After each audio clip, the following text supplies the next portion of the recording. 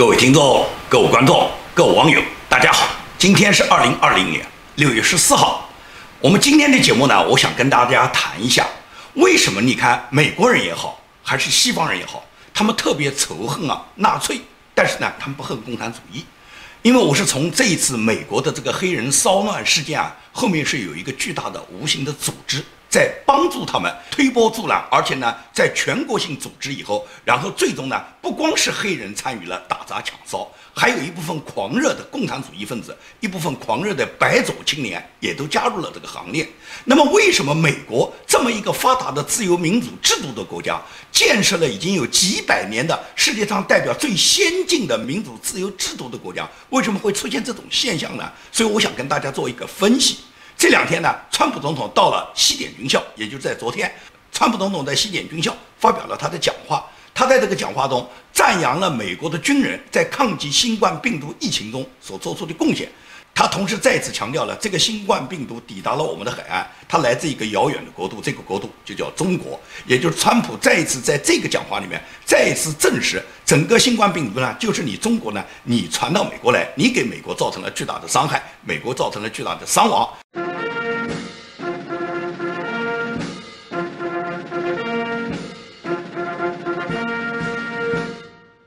Ladies and gentlemen, the President of the United States, accompanied by the Superintendent of the United States Military Academy. I want to take this opportunity to thank all members of America's armed forces in every branch, active duty, National Guard, and Reserve,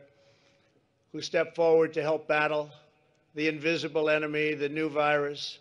that came to our shores from a distant land called China. We will vanquish the virus.We will extinguish this plague. I also want to thank the men and women of our National Guard who respond with precision to so many recent challenges, from hurricanes and natural disasters to ensuring peace, safety, and the constitutional rule of law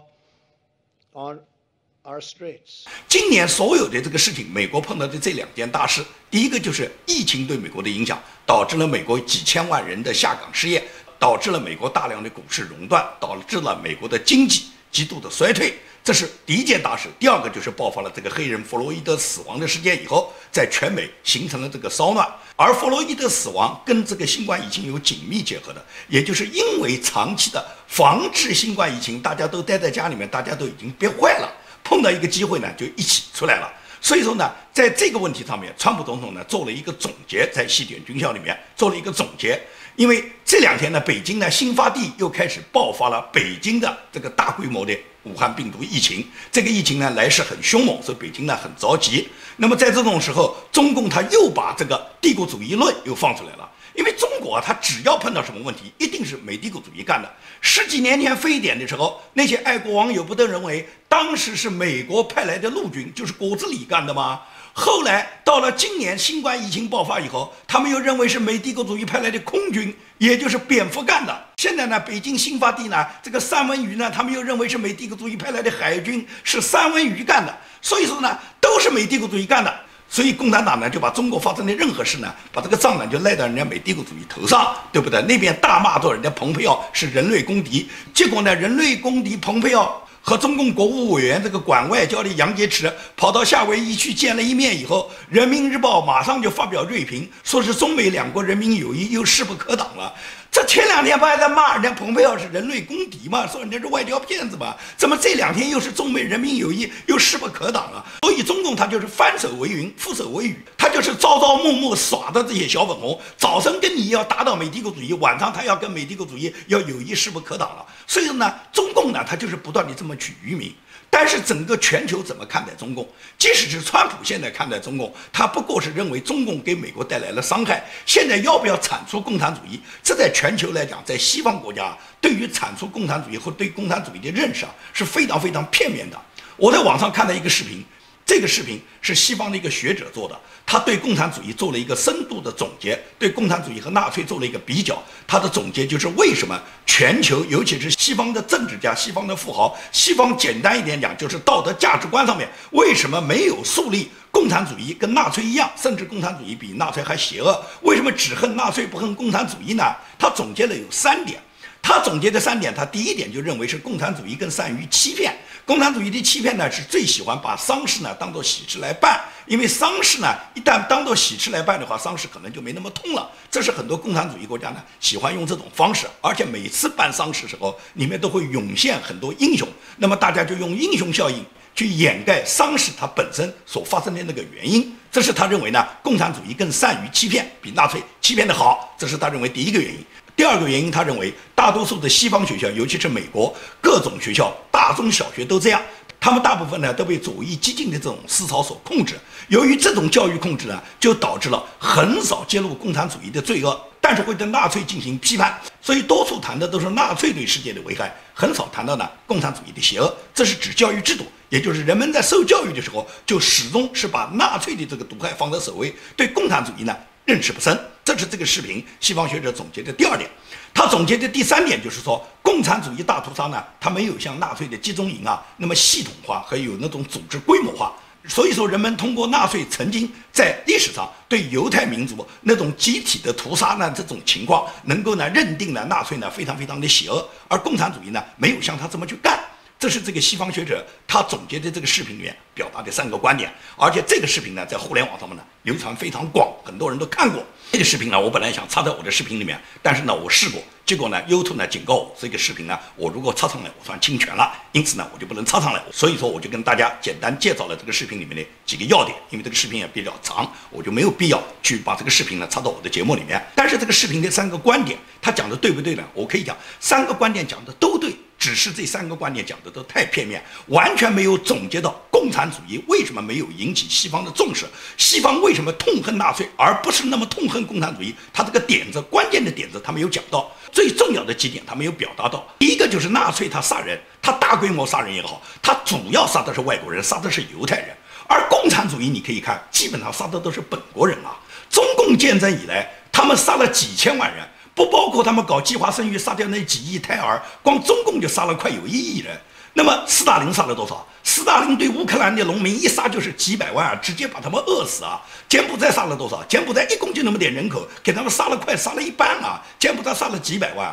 北朝鲜也杀了几十万。所以说，整个世界上所有的共产主义国家，他们都大规模的杀人的，他们的杀人手段是可以叫无恶不作的，你无法想象的，完全是集体的屠杀。只不过他们大部分杀的都是本国人，所以你杀你们本国人呢，很难引起国际社会呢对你们国家的人民被你们国家的政府所杀害呢，能引起那么高度的重视。毛泽东建政的时候，直接就是按比例杀人嘛，他知道要靠杀人来立威嘛，只有杀掉了那么多人，才怕这个政党，才怕这个政权嘛。所以毛泽东当时对中国最主要的3个城市，北平、南京和上海，这3个城市的市长分别是叶剑英、刘伯承和陈毅，他把他们3个人叫过来，给了他们一个比例，你们给我按比例去杀人，至少你们每个城市要给我杀个几十万。那这几个城市就是一个杀人比赛啊，杀过来杀过去，刘伯承就完不成任务，所以刘伯承被毛泽东一顿臭骂，就这么简单。就是共产党他是靠杀人来立威，而且共产党杀了大量的人，根本不是不杀人，只是这个西方学者他对这个了解的不够。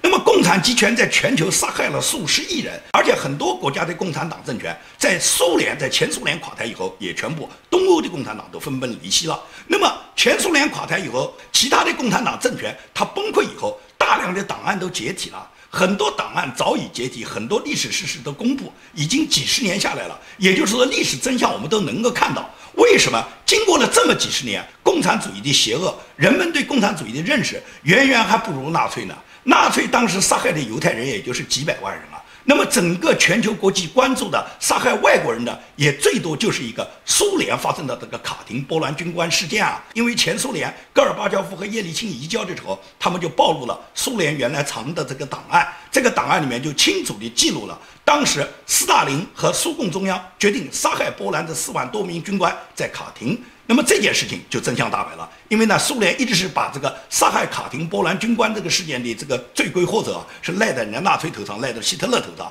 那么这件事情是大白天下了，所以说呢，全球都关注到共产主义他们曾经杀害波兰军官的这个事。但是共产主义杀害本国人民，杀了上10亿的人，也没有引起那么多美国人和西方学者的重视。是因为共产党的欺骗能力就比纳粹强那么多吗？西方人和美国人真的不了解共产党，不了解共产主义吗？其实都不是，是因为在整个西方世界是有一只无形的大手的。这个无形的大手到今天都是帮助共产党在掩盖他们共产主义的罪恶，他在全世界是可以呼风唤雨的。这只大手它是主要的全球正义的人们对共产主义罪行的揭露和批判，而这个大手实际上就是控制整个全球经济、控制整个西方事业的有着巨大财富的一个犹太人的群体。为什么这么说？当年2战的结果其实就是左倾政治正确的结果，因为当年盟军3巨头罗斯福、丘吉尔和斯大林，他们3个人分别代表的美英苏3国，他们这个3国缔结了这个盟军的同盟，然后盟军最终打败了德国纳粹、意大利的纳粹，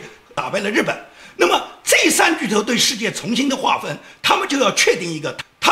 他们的一个思想体系，而这个思想体系，苏联就不用讲，苏联它本身就是共产党的集权，它当然要夸大纳粹的罪行，而掩盖共产主义的罪行。比方说卡廷事件，它就是要赖到人家纳粹头上，也就是纳粹干的。因此呢，他就极力的避免共产主义给全社会、给全世界造成的罪行，而是强调纳粹的罪行多么深恶。因此来讲，苏联毫无疑问来讲是站在纳粹的对立面，是狠狠的批判纳粹的。他自己国家里面，比方说他饿死的几百万乌克兰人的这件事情，斯大林他就不会去讲。斯大林当年在西伯利亚枪毙了几十万的华人，斯大林也不会讲。斯大林实际上是罪行滔天，但是他用纳粹的罪恶把它放在最优先的位置，来掩盖他自己所做的共产主义和共产党对人类犯下的各种罪行。而英美盟军呢，他们除了要以正义之师出征的这个名义，这么一个正义的名义，也需要过多的强调纳粹的罪行。他们呢，也就呢淡化共产主义的罪行，这是2战什么？否则你怎么跟斯大林合作呢？联合共产主义一起去斩灭法西斯呢？所以说，在当时呢，是2战当时一种需要，那时候呢是淡化共产主义。这样也就是英美苏3方的政治需要，令2战的很多受害者，尤其是犹太人，获得了世界上最大的受害民族的形象。这也就是英美苏3国的不断的极力的扩大、放大纳粹的罪行，同时也就是对犹太民族、对犹太人，他们曾经被纳粹屠杀的这件事情，就放大了他们自己是受害民族的形象，就形成了整个犹太民族他们成为全球最大的受害者的特权地位。然后呢，就形成了一种非常特别的一种奇葩的现象，就是世界上任何一个地方，你只要谈论纳粹，也就是战后的几十年，包括冷战期间，哪怕你是什么穿纳粹的服装啊，表现纳粹的过节的形式啊，马上就会受到人们口诛笔伐，全球声讨，谁崇拜纳粹谁就是敌人，谁赞美纳粹谁就是犯罪。因此，纳粹已经是铁板钉钉的被钉在人类的历史的耻辱柱上。但是呢，世界上有很多犹太的政商精英，他们去赞美马克思啦，赞美列宁啦，赞美毛泽东啦，像基辛格这样的人跟毛泽东沆瀣一气，做了什么中国人50多年的老朋友，犹太民族、犹太人基本上就没有人质疑过基辛格为什么你去赞美共产主义，你为什么跟共产党能够关系搞得那么好？这就是完全是2种不同的价值观嘛，也就是双标嘛。对纳粹痛恨的好莱坞，基本上就是美国左派的大本营啊。他们对描绘那些纳粹迫害犹太人的电影，可以讲多如牛毛。知名的我们都知道有《辛德勒名单》，《辛德勒名单》这样的经典大片，可以讲在好莱坞是比比皆是。但是64、31年，好莱坞没有任何一部影片表现过共产党、共产主义在中国天安门广场光天化日下的屠杀，从来没有过。哪怕他们的电影里面一句台词都没有出现过。难道犹太人是人，中国人就不是人吗？纳粹杀人杀的那个犹太民族，他们是受害者。邓小平、坦克车机关枪在天安门广场杀的那些为争取自由民主奉献的那些青年学生，他们就不是人吗？为什么美国和西方就可以对这个装聋作哑呢？简单一点讲，因为共产主义，无论是前苏联很强大的以苏联为首的苏东的共产主义团体，还是说现在中共世界上这个留下来最大的共产主义集团，他们呢没有杀害过犹太人。唯一被共产主义杀害的一个犹太人呢，就是朝鲜3胖杀害了一个美国到朝鲜去旅游的大学生，叫奥托·瓦姆比尔。奥托·瓦姆比尔本身就是一个狂热的共产主义分子，他要到朝鲜去追寻革命理想，去实现共产主义的。最终呢，3胖呢把他在朝鲜呢把他活活折磨死。但是就这样，因为奥托·瓦姆比尔他的父母是犹太富商，所以他们动用他们犹太政商圈的所有的关系和资源，最终就是什么？最终让美国的法庭判决朝鲜要赔偿他们家5个多亿美金，并且朝鲜政府在美国的3家银行里面有2000多万美元，现在已经被强行划扣。这就是犹太人他们自己的影响力。他们如果要惩办共产主义，他们绝对是做得到。只是呢，犹太人对中国共产党自建政以来在中国屠杀着无数人民的事实，他们装聋作哑。他们不但不去揭露这种事实，惩办中共，他们反而跟中共呢沆瀣一气。因为共产主义对于犹太人来讲没什么不好，因为中共是把市场让给美国，而美国的很多犹太富商，包括全球的西方的很多犹太富商，都跟中共建立了良好的关系。而大家都知道，美国无论是金融资本也好，高科技企业家资本也好，犹太富商占据的这个数量和比例非常非常大。就连川普总统他的女婿库什纳也是犹太富商家族出来的，他这个犹太富商子娶了川普总统的女儿伊万卡，马上就跟中共来的这个女间谍邓文迪打得火热，他们经常眉来眼去，所以他们对中共没有恨，只有感激啊！这就是美国人和西方人普遍的对纳粹和共产主义的一个双重标准。这个道德标准的建立和维护，最主要的就是在全球的一个犹太势力，尤其是在美国的犹太势力起核心作用。全球1400多万犹太人，500多万在以色列，有600多万都在美国啊！犹太人对美国的政治、经济、文化和传媒影响是巨大的。美国历史上有影响力的200名名人中，犹太人要占到一半。全美100多名诺贝尔得奖的主人，其中犹太人也占了一半。美国名牌大学教授，犹太教授要占到1/3。美国的律师中，犹太的律师至少要占1/4。全球最有钱的企业家，犹太人占了一半。美国的100万富翁中，犹太人要占1/3。福布斯美国富豪榜前40名里面，有一半都是犹太人。所以说，实际上在美国，犹太人、犹太家族、犹太这个民族是控制了这个国家的政治、经济、金融、文化、传媒。基本上我们所知道的很多知名的大亨都是犹太人。你看，华尔街金融家索罗斯、摩根、格林斯潘、巴菲特；美国的媒体，哥伦比亚广播公司创始人叫威廉；美国全美广播公司的总裁叫萨尔诺夫；纽约时报的创办者叫雷蒙。好莱坞的巨头我们就更不用讲了，华纳兄弟、米高梅、派拉蒙、斯皮尔伯格。至于我们耳熟能详的全球的那些知名品牌，比方说 Polo 适当、拉夫劳伦。利瓦斯他这个创始人叫李维斯特劳斯，星巴克咖啡叫霍华德，谷歌创始人之一叫谢尔盖布林，戴尔电脑的创始人叫迈克尔戴尔，脸书的创始人扎克伯格。这些人通通都是全世界的巨富，这些人都是犹太人。所以犹太势力那么大，那么犹太势力为什么不愿意把共产主义的罪恶充分的揭露呢？一个大家鲜为人知的阴暗的原因，就是犹太人本身实际上他就是共产集权的发明者和扶持者嘛。马克思就是犹太人嘛，马克思就是共产主义的鼻祖，马克思就是共产党的理论的创立者嘛。那么继承马克思理论的，用马克思理论做所谓革命事件的，不就是列宁嘛？列宁有半个犹太人的血统，他领导的10月革命完全都是由德国或者美国的那些犹太财团提供他们的嘛。所以说，布尔什维克他建立了这个共产党以后，那时候苏共中央布尔什维克党里面的中央委员里面，犹太人要占到2/3。全部是他们犹太人干的，他们犹太人就热衷要推崇共产主义，要推崇马克思主义思想，所以你要去深挖共产主义的罪恶，你不可能不挖到犹太人身上。而犹太人、犹太势力是一贯支持美国左派的，支持美国民主党，尤其是支持这些共产主义思潮。为什么西雅图就可以建立一个什么共产主义试验区啊？这些试验区的背后都有美国这些犹太富商他们的身影。索罗斯就出了大量的资金来支持这个运动。然后这些共产主义的组织，他们就以每天200美元的代价招募了大量的黑人以及那些白左青年，然后呢参与了这些打砸抢烧，参与了建立什么共产主义的基地。他们打的旗号就要实现所谓消除种族歧视。他们把弗洛伊德的死亡，就是这个黑人的死亡，把它上升到就说美国对黑人是有严重的种族歧视的，然后就说黑人命贵，让黑人们一起来反对所谓的种族歧视。你觉得美国真的有这样的种族歧视吗？美国的种族歧视能够导致奥巴马一个黑人都能担任美国的总统吗？这不仅仅是奥巴马一个人啊，可以讲美国从它的法律制度上来讲，从它这个国家的政治制度设计上来讲，从整个国家它的教育制度，整个国家运行到目前来讲，美国它的制度设计上面就已经没有任何种族歧视，没有任何对黑人有不公平的条款，所有的制度都是黑人、白人，任何一个有色人种都是在制度面前人人平等的、人人平衡的。因此，从制度上来讲，美国已经完全消除了对黑人的所谓种族歧视。黑人在美国跟白人拥有一样的地位，而且黑人可以担任很高的公职。奥巴马担任总统，这是再清楚不过的例子，因为全美的黑人也不过只有几千万人，而美国有3亿民众。因此，如果是所有的黑人都投票给奥巴马，奥巴马也当不上。显然，奥巴马当总统是包含绝大部分美国白人的支持，奥巴马才担任了美国总统的。而且，美国黑人担任美国公职又不是奥巴马一个。美国的鲍威尔就曾经在军队里面已经担任到4星上将，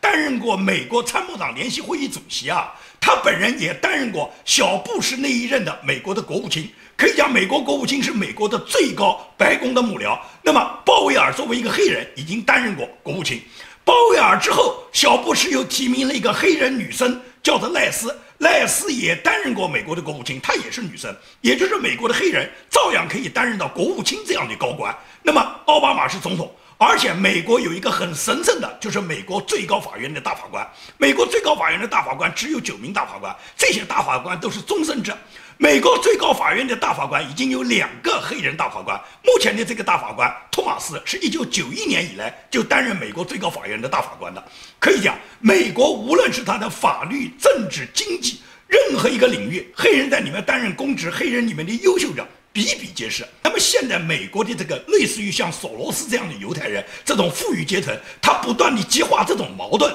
不断地掩盖共产主义的罪恶。实际上什么？他们就是要维护纳粹是世界上最邪恶的，而犹太这个民族是全球受害最大的一个民族，而共产主义他们就选择忽视了。他们强调的这次黑人命贵，强调的这个黑人种族歧视，你看看奥巴马是什么做派？究竟是奥巴马在歧视别人，还是别人在歧视奥巴马？我们看到一组照片，奥巴马在白宫，在他自己的椭圆形办公室里面听取汇报的时候，他的2个脚是敲在他的办公桌上的。所有向他汇报的都是白人，这些人都是国家最高级的这些官员。他们在奥巴马面前，你们看是奥巴马在歧视他们，还是他们在歧视奥巴马？那么作为总统，你是民选国家的总统啊，民选国家的总统，不论你是什么颜色，你跟你的官员们讲话都应该是平易近人的，都应该是彬彬有礼的。像你把2个脚敲在办公桌上面，在听取汇报，你的下属是你的仆人吗？你在家里面你怎么翘腿都没有人管你。但是你在办公室，你作为国家总统的形象，你是不可以这样做的。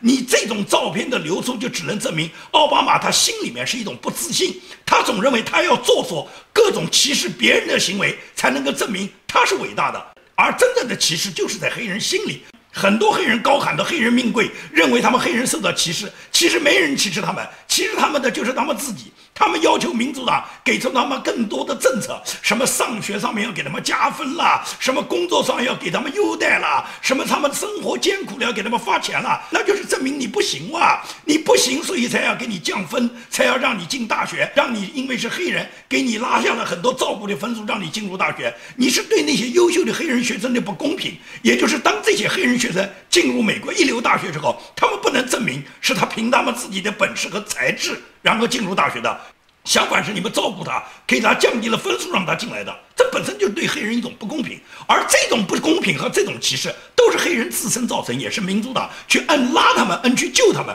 民主党出台的照顾他们的政策对他们实际上是一种歧视。其实本来法律制度面前，法律人人平等，每一个人都是在同一个标准下，大家公平竞争，谁竞争得上谁就上，谁竞争不上你就要自己找出你自己的差距，而不是认为你这个制度设计按照你这个设计，我比你笨，我没有你聪明，我永远也上不了好的大学，你们必须把分数降下来，让我们黑人全部去上学。用这种方式就导致了这个社会里面最终它就走向一个极端化。就比方说这2天华盛顿大学他就宣布说永久取消 SAT 和 SAT 考试，也就是任何人你就不需要凭考试进校了，不需要比成绩，比什么呢？比肤色，你的颜色越深，你进学校的概率越大，它是按照你的皮肤的颜色来加分的，皮肤越深的人加分越高，你进入这个大学的概率越高。华盛顿大学是一所公立大学，这所大学如果是这么去做的话，这所100年大学最终这个学校里面就全部是皮肤颜色深的了，因为是凭颜色深才可以上大学。这就像中国文革时候，当时那个张铁生上大学是凭手上的老茧，是凭他贫下中农干革命，他手上的茧子比别人厚，他就可以上大学。现在美国华盛顿大学就堕落到谁的皮肤颜色深，他就可以上大学。那么这种情况，我觉得才是对黑人真正的歧视，也就是对黑人来讲，你考华盛顿大学你是考不上的，你只有凭你的颜色、皮肤颜色深，你才能上大学。实际上，对那些优秀的黑人，这就是一种莫大的不公平。但是为什么美国的精英阶层，尤其是美国的犹太家族、美国的犹太阶层，美国控制着整个国家政治、经济、外交、金融、教育的这些家族们，他们要这样做呢？他们就是要掩盖共产主义的罪恶，就是要把他们犹太家族永远打造成他们是世界上受害最大的民族，永远要把纳粹的罪恶得到清算，永远要保持他们犹太人在全球处于一个任何一个民族都不能跟他们相比较的他们一个优越的地位。因为什么？他们要始终维护纳粹是全世界最邪恶的二战以来的这个正确的政治路线，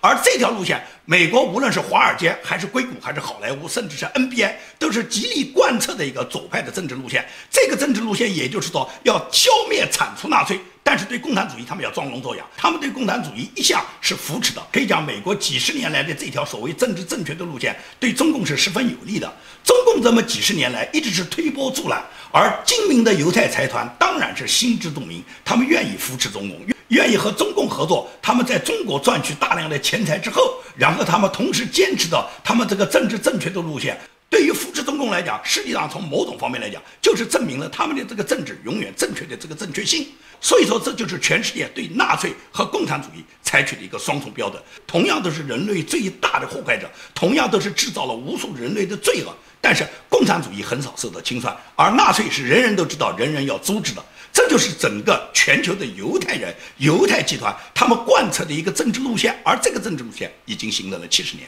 你认真的分析以后，你就可以看到为什么共产主义在世界上始终有市场，为什么他们作恶多端，他们有过那么多那么明显的屠杀的事实。而美国和西方国家可以装得看不见。6·4是最简单的，为什么6·4这么明显的在天安门广场上公然屠杀的这么一个历史事件，能够被美国总统立马就开始跟邓小平两人合作了，立马就开始把这个事情就淡化了。然后6·431年以来，全世界主流的媒体、主流的这些影视作品很少有表现6·4的这个形象，这也就是说是一个价值观。而这种价值观你要扭转，那是整个一个全球它整个的一个思想意识形态的扭转，这绝不简简单单是今天犹太人他们能转变观念。最重要什么？最重要是美国他要捍卫他自己的民主自由的价值观，美国要能够深刻地认识到中共他今天推行共产主义绝不仅仅是杀害本国人民，他最终他有一天会杀到你美国来。等到中共对美国进行全面的污染，然后最终能杀到你美国人头上的时候，美国人的时候是来不及的。今天的节目我就跟大家讲到这里，谢谢大家。